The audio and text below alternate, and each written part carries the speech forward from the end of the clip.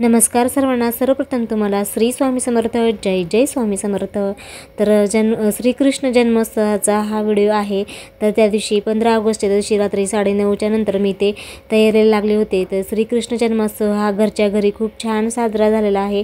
तर त्याचाच व्हिडिओ मी आहे। तर आजची पूजा वगैरे सगळं तुमच्यासोबत मी शेअर करणार आहे।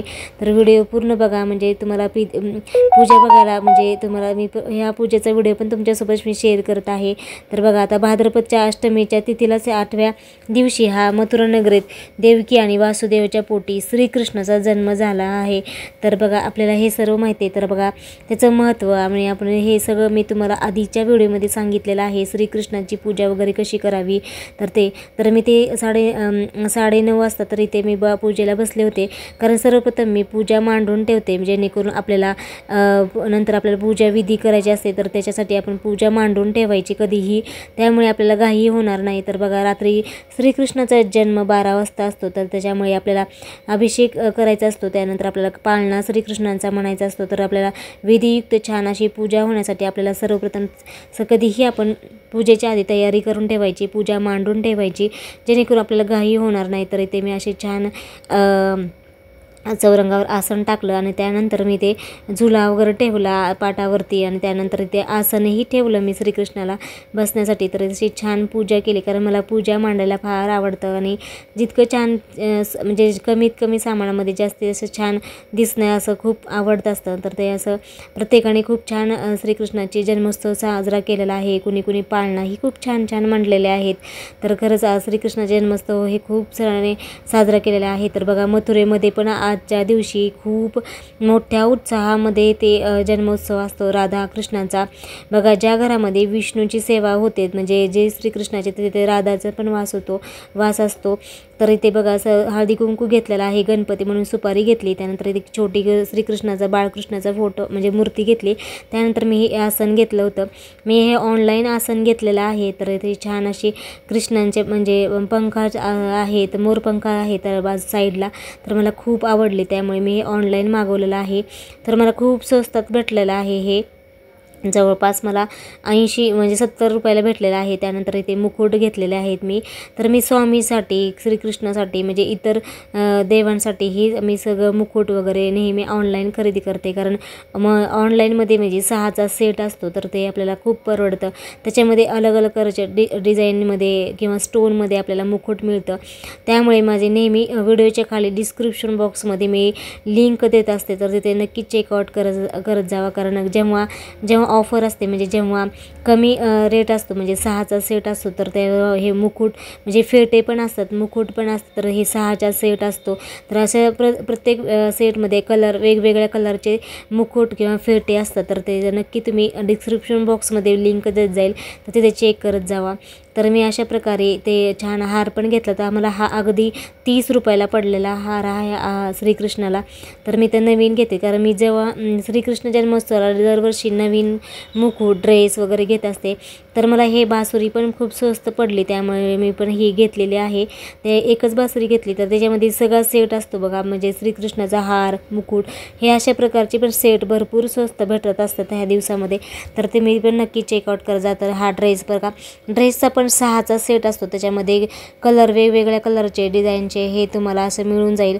तर असे ऑनलाईन मी अशी सगळी खरेदी केलेली आहे यावर्षी। तर असा ब्ल्यू कलरचा हा ड्रेस, नंतर हे असे, आणि हे दिवा किंवा आपल्या मूर्ती ठेवण्यासाठी ही मी पण आसन घेतलेलं आहे। तर अशा प्रकारे खूप छान मी अशी खरेदी केली ह्यावर्षी श्रीकृष्णाची। त्यानंतर झुला घेतलेला, हा जुनाचा आहे, तर म्हणजे म्हणून आता हा झुलाच मी वापरत असते दरवर्षी, तर म्हणजे छान वाटतं, त्याच्यामुळे ही झुला आहे। त्यानंतर मी ती छान अशी पूजा मांडली आहे। तुम्ही नक्की सांगा कमेंटमध्ये, तर पूजा मांडणी अगदी साधी सोपी केली आहे घरी जन्माष्टमी। तर मी अशी आता इथे 9:30-10 वाजले होते, तर इथे त्यानंतर पूजा पूर्ण मांडून ठेवली आणि इथे तयारी करून ठेवली, जेणेकरून घाई होणार नाही। तर मी इथे छान अशी पूजा मांडली, आणि त्यानंतर बघा नंतर मी ते साडी घातली आणि साडी घालून तयार झाली. तर ते रात्रीचे 11:15 वाजले होते. 11:15पर्यंत मी सगळी आधी पूजा मांडणी सगळी करून सामान घेऊन ठेवले. त्यानंतर अशी छान साडी वेअर केली. म्हणजे बघा आपण पूजा नेहमी जेव्हा जेव्हा करतो ना तर आपण पण छान तयार होत जा, म्हणजे थोडं फ्रेश वाटतं. आणि जेव्हा आपण मन शुद्धीकरणाने खूप छान उत्साहाने जेव्हा मनोभावे पूजा करतो ना तर ती पूजा आपल्या ईश्वरापर्यंत नक्कीच पोहोचते. आपण जी काही सेवा करतो तर ते आपल्या ईश्वरापर्यंत नक्की पोहोचते. बघा सर्वप्रथम मी ते सुपारी घेऊन त्यांना अभिषेक केला. त्यानंतर ओम गण गणपते म्हणत आपल्याला अभिषेक करायचा असतो गणपतीचा. सर्वप्रथम आपल्याला गणपतीचाच नेहमी पूजा करायची असते. त्याच्या आधी गणपतीच्या इथे सुपारी पूजा करण्यापूर्वी म्हणजे अभिषेक घालण्यापूर्वी मी ते दीप प्रज्वलित करून ठेवला होता. त्यानंतर मी ते एका अक्षदा टाकले, त्याच्यावर हळदी कुंकू वाहून सुपारी ठेवली, म्हणजे नंतर लाल फूल वाहिलं गणपतींना. त्यानंतर मी ते भगवान आपले विष्णू म्हणजे आपले बाळकृष्णांची मूर्ती घेतली. त्यानंतर त्यांच्यावरही अभिषेक केलेला आहे. तर इथे अभिषेक केला. त्यानंतर मी पंचामृताने अभिषेक केला.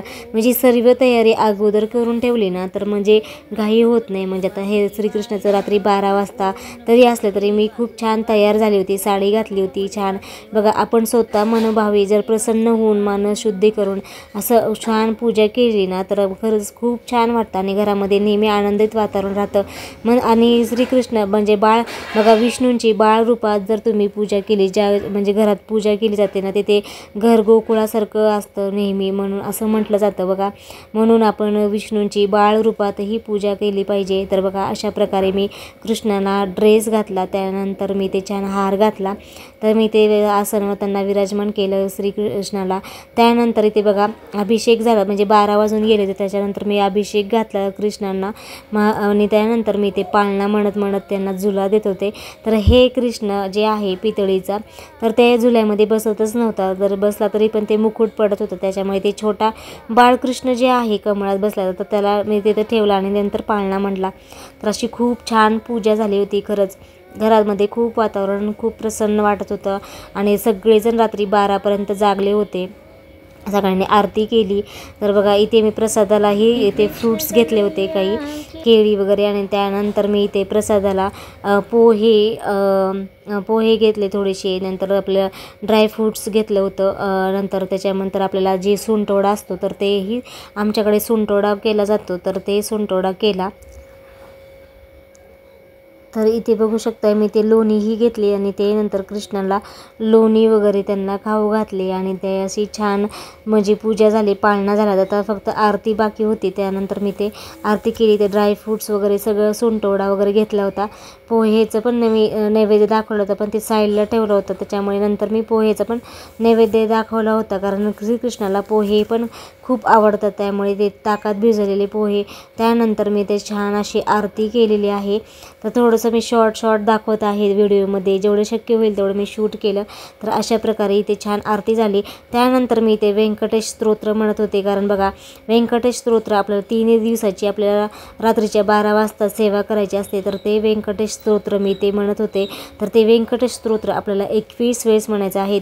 रात्रीची 12 वाजता आपल्याला स्वच्छ आपल्याला वस्त्र परिधान करून आपलं छान असे पूजा समोर बसायचं होता. तर मी आजच्यापासूनच 3 दिवस सुरू केले होते, त्याच्यामुळे म्हणलं व्यंकटेश स्तोत्र म्हणावं.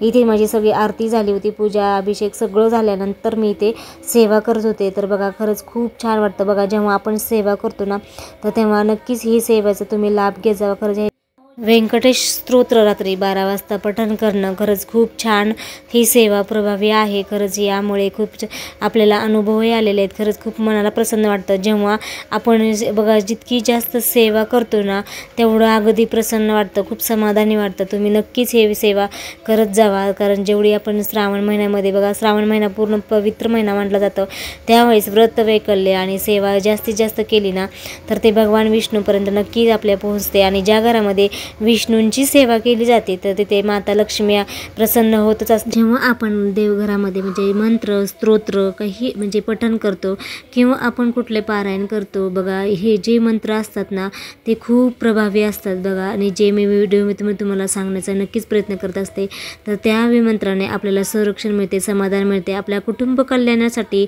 हे मंत्र खूप चांगलं असतं. घरामध्ये खूप प्रगती होते, आपल्या घरामध्ये मुलाची प्रगती होते, आपल्या मिस्टरांची प्रगती प्रगती होत असते, तर आपल्या पूर्ण कुटुंबाची प्रगती होत असते. त्यामुळे हे मंत्र स्तोत्र नक्कीच तुम्ही पठण करत जावा किंवा श्रवणही केलं तरी चालतं असतं.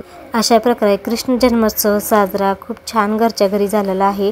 तर आजचा व्हिडिओ तुम्हाला कसा वाटला ते नक्की सांगा आणि कमेंटमध्ये सांगा की पूजा आजची कशी झालेली आहे.